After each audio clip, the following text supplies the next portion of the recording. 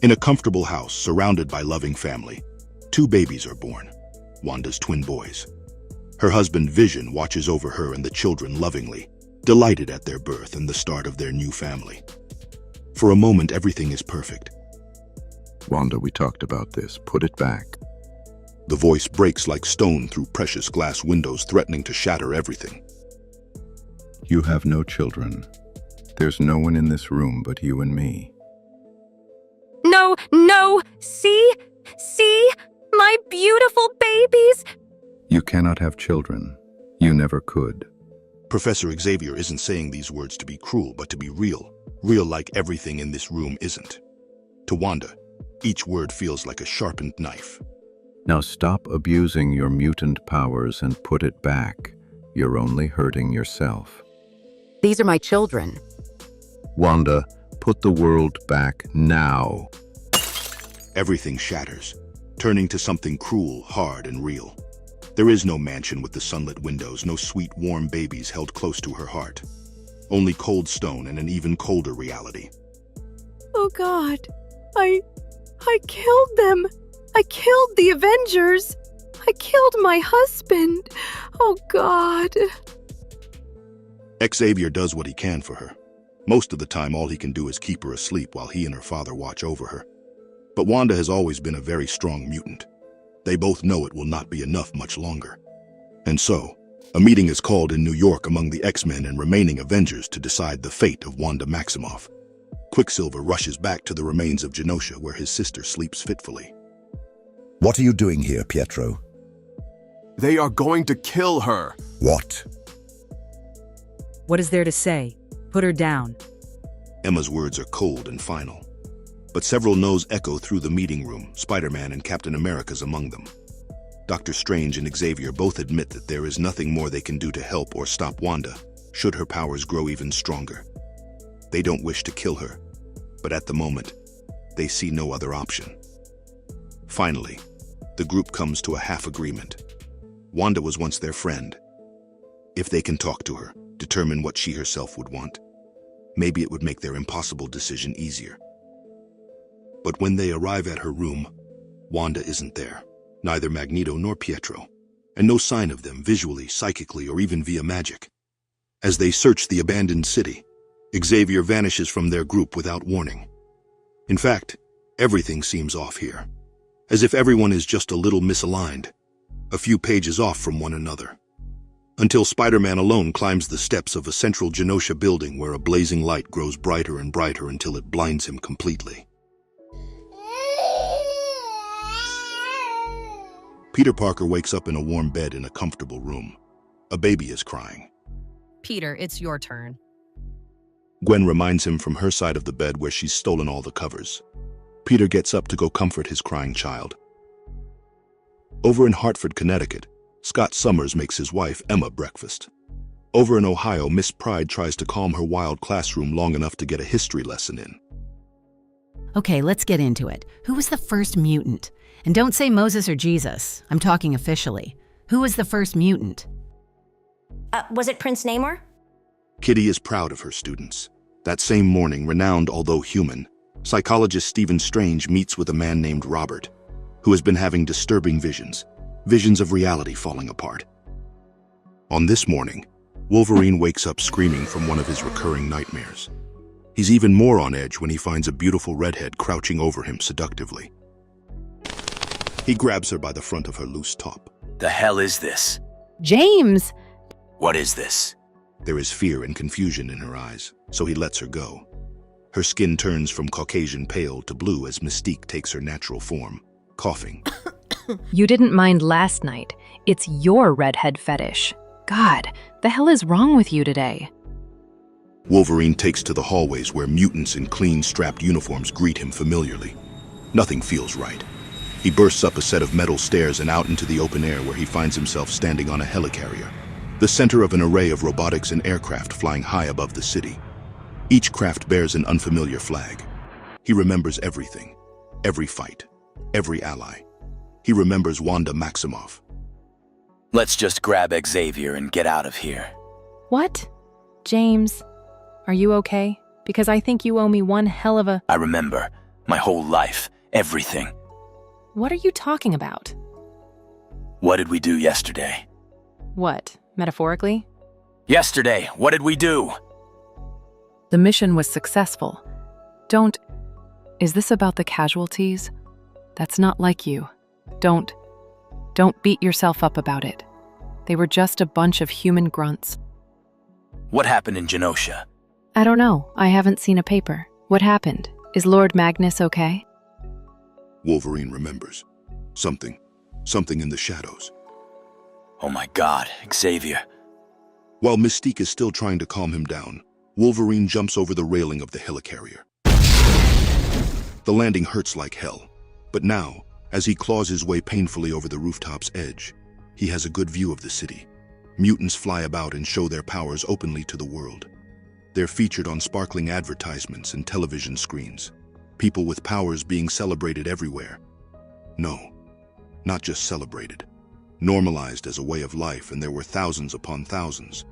Millions even. Wolverine grabs a paper and steals a bike, riding through this strange reality toward Westchester. But he finds nothing familiar, and no sign of Xavier. He tries the old-fashioned phone book method. He searches by name, by city, but he still cannot find Xavier. All he knows for sure is, the world has turned on its head.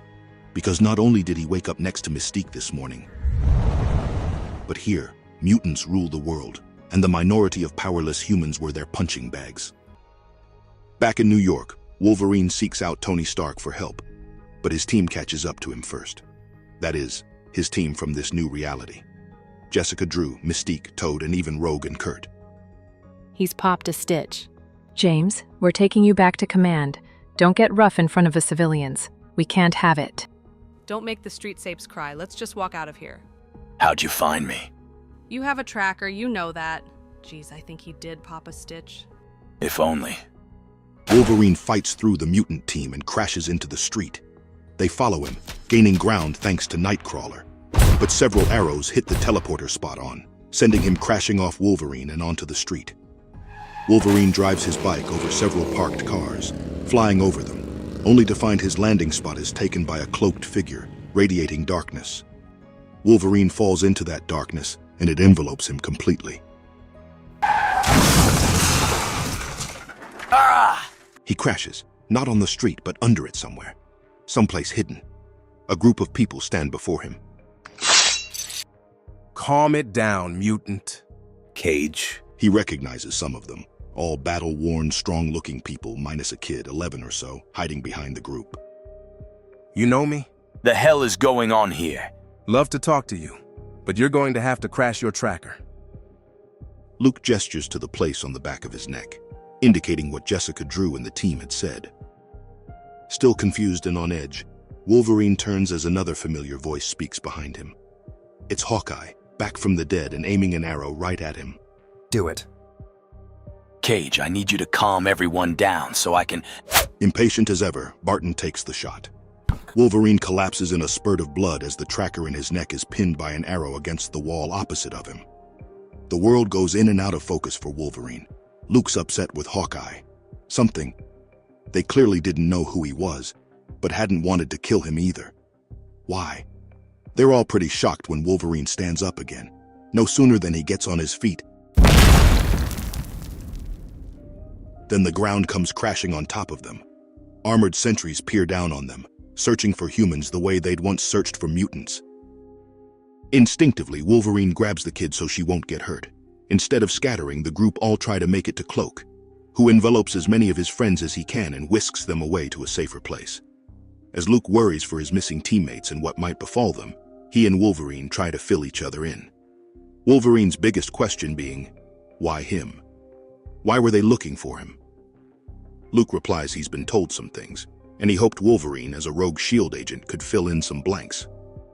You don't remember that we're both Avengers. What's an Avenger? So Wolverine tells them about Wanda going mad, killing the Avengers, Hawkeye included. He tells them about waking up in a world that isn't his own, a world where Magneto and his kids rule the place. His story takes the gang aback. Wanda, in this world, is the human child of the mighty Eric Magnus, with no mutant gift to speak of. Shockingly, Luke Cage, leader of this small sapien group of fighters, believes him. Because Luke has been shown another reality, a reality that involves him, a wife, and a baby on the way. It felt so real to him that he now longs for it deeply. But how is such a vision possible? It's possible because of a little girl. Her name's Layla. 2 days ago, she woke up and the whole world had changed. Like Wolverine, she remembers everything clearly, the way things once were. She could do nothing about it except look for help and hope she wasn't going crazy. You're not crazy. You sure? If you are, then we both are. Great. And that's when it dawns on Wolverine. He'd always been crazy, never able to remember everything, never being sure where he came from. But that morning, 2 days ago, when all this nonsense started, he had remembered. He'd remembered his whole past with crystal clarity, just as he'd always wanted. And he'd woken to a world full of mutants, just like Magneto always wanted. No doubt because of Wanda, who'd been abusing her powers trying to get herself what she wanted. Worse of all, the only person who really knew what all the X-Men and Avengers could possibly want in life was Xavier. The only person powerful enough to help Wanda's madness span the entire world. Breaking into Scott and Emma's house, Wolverine lets himself and the crew get caught by Emma's psychic powers. As soon as she touches Layla's mind, their powers engage with each other and she sees it all. Every moment of her life, every memory she once held dear. No! Wolverine catches her before she can fall over while Luke checks on Layla. Both are stunned by the full power of the vision. No. Yeah. House of Magnus. House of Magnus? Logan, we're going to find Magneto. And oh, that is it. We're going to kill him and his kids. Yeah, I got no problem with that. But we're going to need a lot more than just us. And even if we do, that still doesn't mean the whole damn world ain't screwed for good. Deep in Layla's mind, Emma Frost tries to comprehend the girl's strange psychic abilities. She's a mutant, certainly, but unlike any Emma's ever seen before. And with help, this young, scared child may be the key to fixing everything. The opportunity to test this theory arrives soon when Scott comes home to find his house full of dangerous sapiens. Emma helps Layla focus her powers right into Scott's mind, and he too sees everything he's forgotten. Once he's finished puking his guts out all over their living room, he joins the team on the hunt to track down everyone else. These are his X-Men after all, even if he hadn't remembered them, even if he failed to keep them safe. But as hard as reality hits Scott, it's even more difficult for Peter Parker, plagued with 2 wonderful realities and more memories than one person should ever have in one lifetime. Peter sits on a rooftop and watches his family in the park. He completely breaks down. Gwen, their son. He remembers every birthday, every milestone. Uncle Ben. He remembers both his horrid death and the memories they've been making through a lifetime together. This wasn't in the brochure. What? When you get your superpowers, you fight some bad guys. But this wasn't in the brochure. Just how much crap am I supposed to have to take in this life? There's little time to offer any real comfort. What is Wolverine supposed to say anyways? All he can promise is Peter isn't going to get the chance to kill Magneto. Wolverine's reserving that honor for himself. One by one, they find them all. Kitty Pryde, Stephen Strange, Carol Danvers, Tony Stark, Matt Murdock, Jennifer Walters. They each leave their new, ideal lives for sake of the truth. Now with a full team, they gather cautiously in a darkened room to make a plan. Magneto convinced or forced his mentally ill daughter to turn the world into his own image. To pull this off, he has betrayed his friend Charles Xavier by drugging or in some way coercing the most powerful mutant psychic on the planet to dig into our minds and give us our heart's desire. Or something close enough where we would be pacified and happy. Content to live Magneto's dream. Xavier is the only psychic powerful enough to do this. The only one with the cerebro technology to reach the world if he needed to. Or was forced to. And he's missing. Gone. Never existed. Everyone is on board. They know what they must do. Mostly everyone. Their meeting is interrupted suddenly when Wolverine's SHIELD team bursts into the room ready for a fight. Rogue grabs Layla, hoping that endangering a child will make the adults surrender. A tear in her glove lets her bare finger brush against the girl's cheek. And all at once, all Magneto's would-be henchmen remember another life. As the fight settles and the mutants try to come to terms with their reality, Captain Marvel notes that Hawkeye has vanished during the fight. It doesn't matter. They have their team now. They'd bring the fight straight to Magneto, who, safely in Genosha, looks over a memorial which reads, Xavier Memorial Garden. He died so Genosha could live. With the help of the former S.H.I.E.L.D. agents, the team boards the helicarrier, hidden by familiarity, magic, and psychic prowess. Magneto is unaware of the danger his family is in as he greets powerful dignitaries from other lands, such as Wakanda and Latveria. Now hidden in the crowd, Scott Summers divides the team into 3 parts. They separate, unseen among the crowd. The House of Magnus stand like royalty before their people. Magneto, his 3 children and 2 grandchildren, young twin boys. For a moment, one could believe they are untouchable. Until one of the Sapien hunting units swerves its course and makes a headlong dive toward the family. Polaris and Pietro jump to action to stop the rogue hunter, but Wolverine and his team leap from the machine and into a fight, aiming to not just attack, but to kill the royal family. While Team 1 distracts the House of Magnus, Team 2 appears under cover of darkness, Cloak, Emma, and Layla. All they have to do is find Xavier and let Layla show him the truth. Xavier can fix everything. And they do find him in a way. They find a memorial in a quiet garden, but Cloak knows something is off and a quick check confirms his suspicions. There is no body under the marker. Xavier may yet be alive. Meanwhile, the Maximoffs do their best to protect their family. Polaris yells at her brother to get Wanda to safety, but Wanda's body has broken into jigsaw pieces, falling away in his arms. What have you done to my sister? Meanwhile, Team 3, which includes Doctor Strange and only Doctor Strange, has spotted a bit of magic glow from the palace, and inside he finds Wanda and her twins. When she notices his astral form, she greets him pleasantly as she adds another block to the castle she and her sons are building. Doctor Strange, Wanda, you look well. you look vibrant. Like you're in your... What are you in? The astral plane? Yes. How are you? I was scared we lost you. Your body seemed to fall apart down there. Oh, that wasn't my body. I don't leave the children alone. That body is something for my father to show off on occasions. Mommy, play with us. Should I create another one? Did I upset anyone? Doctor Strange cautiously asks if he might join their play, unsure of what he is seeing here but knowing it to be delicate. He's shocked she remembers him. In fact, she seems quite aware, and yet not quite. You brought us here, Wanda. I did?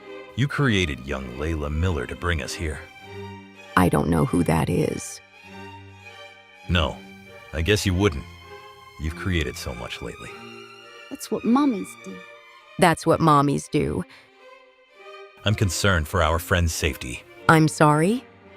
Our friends are fighting. Over you. Over your father. Right outside. Outside? She looks as if she's never once thought about outside. As if all there is and has ever been is this room, these people, this comfort. The walls of the palace part at her silent will. And she sees the explosions of the fighting. It brings her to quiet tears. The whole point of this world was no more fighting, no more tears, no more mistakes. Wanda, how did your father do this? Where's Charles Xavier? He just wanted me to be happy. He wanted all of us to be happy. Is that what Magneto said? It's more complicated than that, Doctor. You have to understand. He was trying to save me. She opens her mind to his astral soul. But it is not Magneto he sees there. It is her brother. They are going to kill her. Xavier, the rest, all the Avengers, all the X-Men, they are meeting right now in New York. I was just there. They are agreeing to kill her. Why else would they meet? They are going to decide there is no other way, and they are going to come here and kill her. My sister, your own daughter. Pietro, they may be right. His father's cold answer brings Pietro to tears, kneeling on the cold floor alone, at a loss for what to do. You shouldn't yell at him, Pietro. Wanda whispers from her bed, having been awake to hear every word. He sits next to her and holds her close, to comfort both her and himself. He holds her even tighter when she tells him that if only she was strong enough, she'd take her own life for what she has done. They talk about their past, about their father, or the lack of him throughout their youth. They talk about how the Avengers had finally felt like family. I would do anything to take it back. You could. What? You could take it back. You could make everyone happy. The reason we became Avengers was to try to change things for the better. You can change things, for the better, permanently, without fighting, right now. You can make anyone you've ever loved happy. Why would you be given all this power if not for this reason? It might be what this is, what you're supposed to do. The realization hits Doctor Strange like a striking knife. It wasn't Magneto. All this time, Emma has been listening. She reminds Doctor Strange that the plan itself hasn't changed. They have to find out what they did with Xavier. Tension rises in the room as the twins feel the shift in their mother's mood, her sadness, her regrets. Wanda, where is Charles? An arrow hits Wanda from behind. Mommy? Emma feels it all, and is shocked when Magneto himself walks up on her and Layla. He's hurt and angry and ready to crush them in a moment. Who are you? And why are you bothering my family? Layla's power reacts defensively. Meanwhile, the arrow through Wanda's back breaks apart, harmless, bending to her will just as the whole world has. But the twins are still scared. One hugs her tightly and the other stands between her and Hawkeye to protect her. Are you mad at me? Am I mad at you? For killing me, you mean? Mad just don't seem to cover it. We were friends, Wanda. Teammates. I truly loved you. I'd kill for you. I love you too. Then why did you kill me? Why did you do this? I brought you back. You don't even know what you've done. Shut up! Hawkeye falls into pieces, disappearing from the reality Wanda had put him in. She clings to her children, desperately trying not to fall apart herself. Outside is breaking too. Pietro strikes the Avengers and X-Men in quick moves beyond sight. For a moment, he seems unstoppable, but he isn't. Magneto faces his son down, anger burning in his eyes. What have you done in my name, boy? You were going to let them kill her. You used her and you used me. I would never have allowed this. Magneto gathers the broken metal around Genosha and slams it into Pietro.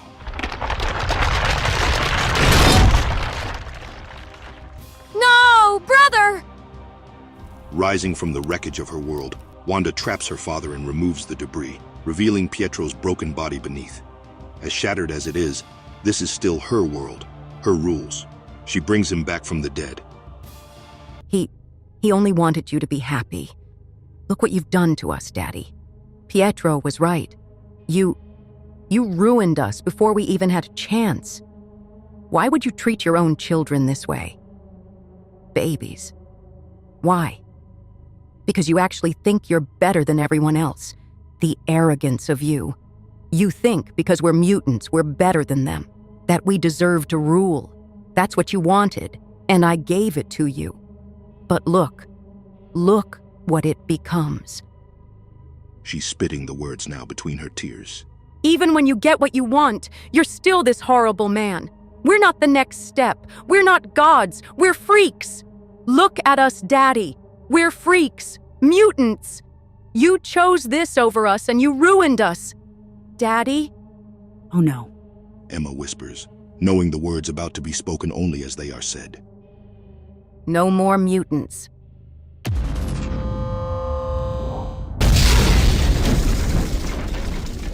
The world flares in brilliant, blinding light and engulfs everything. Early in the morning, Layla Miller wakes up in her bedroom. The walls are covered in superhero posters, X-Men and the Avengers. Her mother calls her to get ready for school. Over in Avenger Tower, Peter wakes up next to Mary Jane. As he leaves the room, his eyes fill with tears at the life and family that he'll never see again. And over at Xavier's school, Emma Frost wakes up to the screams of her students. They hold each other in tears. They hug themselves, vulnerable and afraid. Kitty looks at Emma tearfully. No more mutants. She said no more mutants. With desperation, Emma turns to Cerebro for help. Please no, please no. What had once been thousands, even a million bright lights, the mutants of the world, were now down to a handful, like a sky without stars. Even Magneto himself is left powerless. There are only 198 mutants left. I tried to stop her. I tried. And still no sign of Xavier. While every channel covers the shocking event of the mutants suddenly losing their powers, few people remember the House of Magnus. And somewhere far from the Avengers, far from the X-Men, and far from the desolation of Genosha, a woman in a red hood walks the market streets of a little village. Here, she is unremarkable. Here there is no fighting, only peace. But some have to wonder, with no more mutants in the world, where did all that power go?